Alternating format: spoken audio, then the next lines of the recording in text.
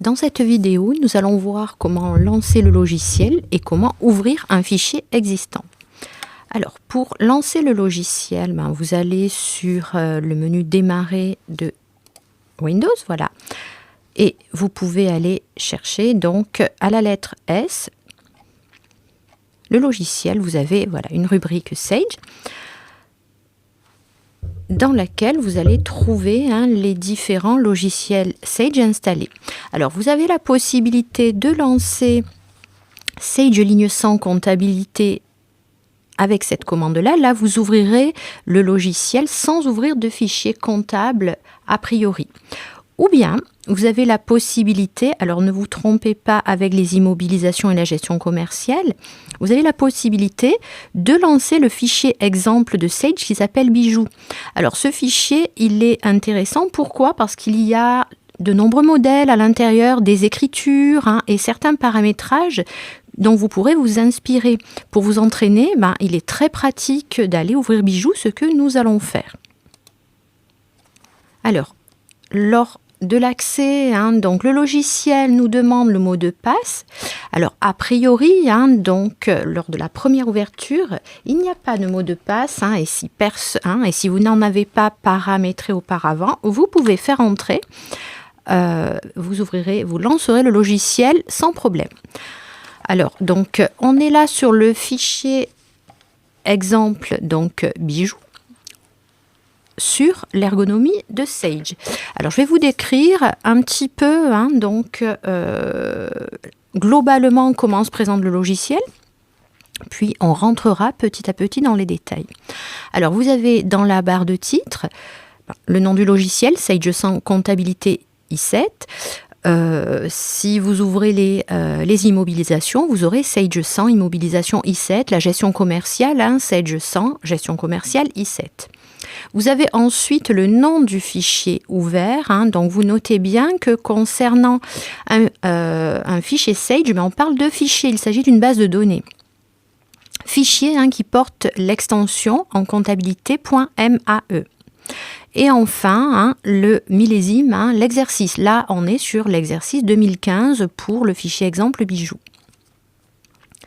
Vous avez ensuite une barre de menu. Barre de menu que l'on explorera largement ensemble durant toute cette formation. Donc là, je ne fais que vous présenter un petit peu globalement la structure du logiciel. Donc un menu fichier qui permet d'ouvrir, de fermer, de mettre en page et de faire les paramétrages les plus importants sur le dossier. Édition, qui permet de faire des copier-coller ainsi que des recherches. Alors, structure qui va nous permettre de faire le paramétrage de toutes les bases. Vous voyez, plan comptable, plan analytique, plan reporting, plan tiers, collaborateur, taux de taxe. Les paramétrages les plus importants de ce logiciel sont ici. Donc, on passera vraiment... on va dire un chapitre complet là-dessus sur structure à paramétrer notre fichier. Traitement, ce sont les traitements justement récurrents, quotidiens ou à récurrence variable. Les saisies, la gestion des comptes, les rapprochements bancaires, lettrage dans la gestion des comptes, les rappels, les recherches d'écriture, réimputation ainsi qu'écriture d'abonnement. Nous verrons toutes ces fonctionnalités ainsi que les opérations de fin d'exercice. Dans État, vous allez avoir tout ce qui est impression.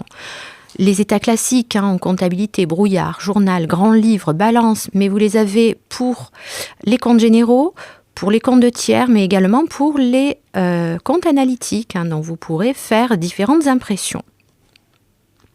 Enfin, fenêtre va vous permettre de basculer d'un exercice à l'autre, éventuellement, d'activer ou non le mode assistant, d'afficher des barres d'outils et de personnaliser un petit peu votre logiciel. N'oubliez pas l'aide. Enfin, vous avez ici la rubrique d'aide de Sage Comptabilité ainsi que le manuel d'utilisateur qui peuvent être fort précieux en cas de blocage. Vous avez ensuite une barre d'outils. On pourra en installer d'autres. Nous verrons dans une prochaine leçon vidéo comment installer d'autres barres d'outils et comment les personnaliser. Et enfin, l'IntuiSage, au centre, ici, avec un guide sur un tutoriel, donc le manuel de référence, des liens sur le site institutionnel Sage, des liens sur la fiscalité, différents outils. Vous avez ensuite un onglet favoris.